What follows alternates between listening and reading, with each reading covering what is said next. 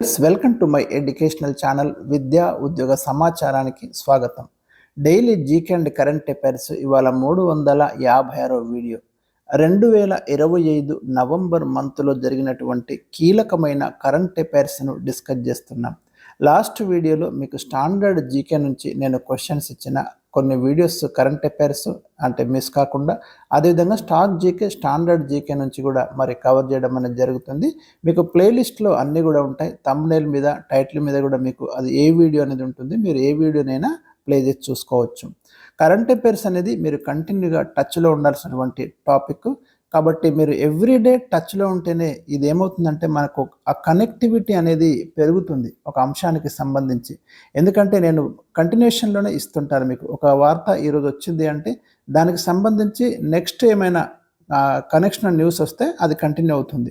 So ఆ విధంగా మీరు డైలీ ఫాలో అవుతూ ఉండండి. నోట్స్ అయితే ప్రిపేర్ చేసుకోండి.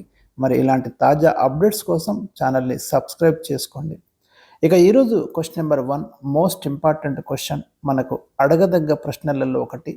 2025 నవంబర్ 24 ఆ తేదీన 53వ భారత సుప్రీంకోర్టు ప్రధాన న్యాయమూర్తిగా ఎవరు ప్రమాణ స్వీకారం చేశారు?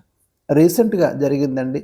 జస్టిస్ సూర్యకాంత్ 53వ చీఫ్ జస్టిస్ ఆఫ్ ఇండియాగా అపాయింట్ కావడం అనేది జరిగింది. ఇంతకీ సుప్రీంకోర్టు ప్రధాన న్యాయమూర్తిని ఎవరు నియమిస్తారు? మరి భారత రాష్ట్రపతి నియమించడం జరుగుతుంది. ఆర్టికల్ 124 క్లాస్ 2 ప్రకారం. జస్టిస్ సూర్యకాంత్ హర్యానా రాష్ట్రం నుండి చీఫ్ జస్టిస్ ఆఫ్ ఇండియాగా ఎంపికైనటువంటి ఫస్ట్ పర్సన్, అది కూడా గుర్తుంచుకోండి. అదేవిధంగా ఆర్టికల్ 124(6) ప్రకారం రాష్ట్రపతి సమక్షంలో సుప్రీంకోర్టు ప్రధాన న్యాయమూర్తి ప్రమాణ స్వీకారం చేయాల్సి ఉంటుంది. రైట్. అదేవిధంగా పదవి కాలం వచ్చేసి సిజేఐది మనకి 65 సంవత్సరాల వయసు వచ్చే వరకు వీరు పదవిలో ఉండటం అనేది జరుగుతుంది.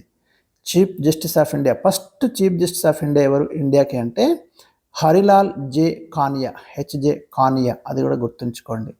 క్వశ్చన్ నెంబర్ 2, 2025 మిస్ యూనివర్స్గా ఎవరు ఎంపికయ్యారు? ఇవి మనకు ఎవ్రీ ఇయర్ జరిగేటటువంటి కంటెస్ట్ అండి. మిస్ యూనివర్స్ కావచ్చు, మిస్ వరల్డ్ కావచ్చు, ఈ పోటీలు జరుగుతూ ఉంటాయి. విజేతల పేర్లు కంపల్సరీ గుర్తుంచుకోవాలి కరెంట్ అఫైర్స్లో. ఇక 2025 మిస్ యూనివర్స్గా మనకు 74వ విశ్వసుందరి టైటిల్ని గెలుచుకున్నది మెక్సికోకు చెందిన Fatima Bosch Fernandez. Very important name అండి. మరి ఈ పోటీలు థాయిలాండ్లో జరిగాయి. ఈ పోటీలలో భారత్ నుండి ప్రాతినిధ్యం వహించింది మనికా విశ్వకర్మ. క్వశ్చన్ నెంబర్ 3, ఏ తేదీన కేంద్రం నూతన లేబర్ కోడ్స్ నోటిఫై చేసింది?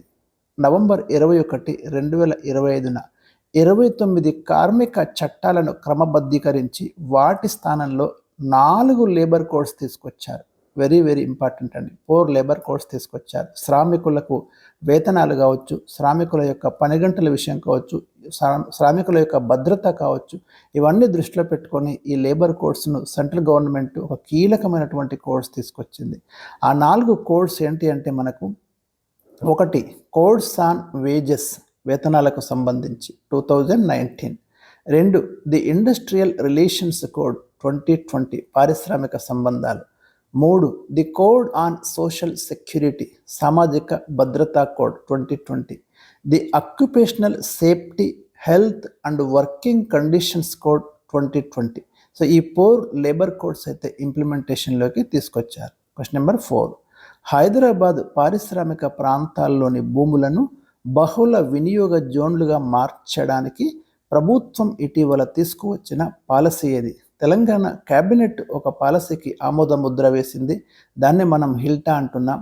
Hyderabad industrial lands transformation policy. Very important అండి. హైడ్రా ఫుల్ ఫామ్, ఇలాంటి హిల్టా ఫుల్ ఫామ్, ఇవి డెఫినెట్గా తెలంగాణ ఎగ్జామ్స్లో ఇంపార్టెంట్. దీని ఉద్దేశం ఏంటంటే మనకు హైదరాబాద్ మహానగరం మరింత ఆధునిక వసతుల అభివృద్ధిని సాధించడమే లక్ష్యంగా నూతన పారిశ్రామిక భూముల వినియోగ విధానాన్ని తీసుకొచ్చినట్లు ప్రభుత్వం పేర్కొంది. క్వశ్చన్ నెంబర్ 5, 2025 నవంబర్ 22, 23 తేదీలలో G20 దేశాల శిఖరాగ్ర సదస్సు ఎక్కడ జరిగింది? మనకు ఎవ్రీ ఇయర్ ఈ G20 సమ్మిట్ జరుగుతుంటుంది. రీసెంట్గా మనకి ఇది దక్షిణాఫ్రికాలోని జోహన్నెస్బర్గ్ నగరంలో జరిగింది. మోస్ట్ ఇంపార్టెంట్ క్వశ్చన్ గుర్తుపెట్టుకోండి. క్వశ్చన్ నెంబర్ 6, ఐబిఎస్ఏ దేశాల సదస్సు 25 నవంబర్ 23న ఎక్కడ జరిగింది? మరి ఈ సదస్సుకు భారత ప్రధాని కూడా అటెండ్ కావడం జరిగింది. ఇది కూడా మనకు G20 సమావేశాలు జరుగుతున్న నగరం దక్షిణాఫ్రికాలోని జోహన్నెస్బర్గ్లో జరిగింది. ఇందులో ఇండియా, బ్రెజిల్, సౌత్ ఆఫ్రికా ఇవి సభ్య దేశాలు. ఇవి కూడా పనిలో పనిగా ఒకసారి కూర్చొని వీళ్ళు మాట్లాడుకున్నారు. క్వశ్చన్ నెంబర్ 7, 2025లో జరిగిన తొలి మహిళా అందుల T20 వరల్డ్ కప్ క్రికెట్ విజేత ఎవరు? Very important. ఇండియా నేపాల్ మీద విజయం సాధించింది. తొలిసారి మహిళా అందుల T20 వరల్డ్ కప్ క్రికెట్ను గెలుచుకుంది. క్వశ్చన్ నెంబర్ 8, నవంబర్ 24న భారత నౌకాదళంలోకి ప్రవేశించిన యుద్ధ నౌక ఏది? ఐఎన్ఎస్ మహే అండి. మహే ఒక సిటీ, మీకు మలబార్ తీరంలో ఉన్నటువంటి నగరం పేరును ఈ యుద్ధ నౌక అయితే తీసుకోవడం అనేది జరిగింది. మనకు ముంబైలో జలప్రవేశం చేసింది మహే, గుర్తుంచుకోండి. Very very important. ఇది చాలా తక్కువ శబ్దం చేస్తుంది, అందుకే దీన్ని సైలెంట్ హంటర్ అని పిలుస్తారు. క్వశ్చన్ నెంబర్ 9, COP30 సదస్సు 2025లో ఎక్కడ జరిగింది? చాలా ఇంపార్టెంట్ క్వశ్చన్ అండి. COP30 సదస్సు అంటే ఇక్కడ కాన్ఫరెన్స్ ఆఫ్ పార్టీస్.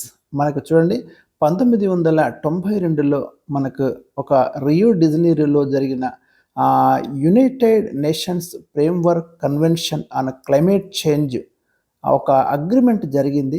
దాంట్లో సంతకాలు చేసిన దేశాలు ప్రతి సంవత్సరం మనకు వార్షిక సమావేశాలు జరుపుతాయి. ఈ సమావేశాలని మనం కాన్ఫరెన్స్ ఆఫ్ పార్టీస్ అంటాం. సో COP30 సదస్సు రీసెంట్గా మనకు బ్రెజిల్లోని బేలంలో జరిగిందండి. ఎందుకంటే వాతావరణ మార్పులను కట్టడి చేయడానికి ఈ సమావేశాలు జరపడం అనేది జరుగుతుంది. ముఖ్యంగా మరి పొల్యూషన్ని కంట్రోల్ చేయడం కావచ్చు, గ్రీన్ హౌస్ వాయువులను తగ్గించడం కావచ్చు, ఇవన్నీ కూడా డిస్కస్ చేస్తారు. మరి 2025 నవంబర్ 22న ఈ సదస్సు అయితే ముగిసింది. చాలా ఇంపార్టెంట్. వాతావరణ మార్పుల సంక్షోభాన్ని ఎదుర్కోవడానికి కీలకమైన COP30 శిఖరాగ్ర సమావేశాలు మనకు నవంబర్ 10, 2025న ప్రారంభమయ్యాయి. ఉష్ణమండల అరణ్యాల రక్షణ మీద ఈ సదస్సు అయితే మరి కాన్సన్ట్రేషన్ చేయడం అనేది జరిగింది. క్వశ్చన్ నెంబర్ 10, వాతావరణ మార్పులు కట్టడి చేయడానికి పేద దేశాలకు అభివృద్ధి చెందిన దేశాలు ఆర్థిక సహాయం అందించాలని ఏ COP సదస్సులో నిర్ణయం తీసుకున్నారు? ఎందుకంటే మనకు ఈ COP సమ్మిట్ జరుగుతున్నప్పుడు మరి ఏ దేశాలలోనైతే దాదాపు ప్రపంచంలో అన్ని దేశాలలో మనకు ఈ గ్లోబల్ వార్మింగ్ కారణమయ్యే గ్యాసెస్ పెరుగుతున్నాయి. సో వాటిని కంట్రోల్ చేయడానికి, ముఖ్యంగా CO2ను కంట్రోల్ చేయడానికి పేద దేశాలకు ఈ అభివృద్ధి చెందిన దేశాలు ఫైనాన్షియల్ సపోర్ట్ ఇవ్వాలి అని ఏ COP సమావేశంలో నిర్ణయం తీసుకున్నారంటే 2015 పారిస్లో జరిగిన COP21 సదస్సులో ఆ నిర్ణయం తీసుకోవడం అనేది జరిగింది. అదే సదస్సులో ఇంకొక కీలక నిర్ణయం కూడా తీసుకున్నారు. పారిశ్రామిక యుగానికంటే ముందున్నటువంటి టెంపరేచర్, అంటే ఆ కాలం నాటికి ఉన్నటువంటి టెంపరేచర్కి మించి, అంటే 1.5 డిగ్రీ సెంటిగ్రేడ్ ఉష్ణోగ్రత పెరగకుండా చూడాలి, ఇంతకే కట్టడి చేయాలి. భూమి మీద టెంపరేచర్ని ఇంత దాటి పెంచకూడదు అనేది కూడా నిర్ణయం తీసుకున్నారు. ఇవి కూడా చాలా ఇంపార్టెంట్ అంశాలు. సో ఇవి నేను ఈరోజు మీకు అందించినటువంటి ముఖ్యమైన కరెంట్ అఫైర్స్. మరి ఇలాంటి కరెంట్ అఫైర్స్ కోసం ఛానల్ని ఫాలో అవుతుండండి. Thank you for watching.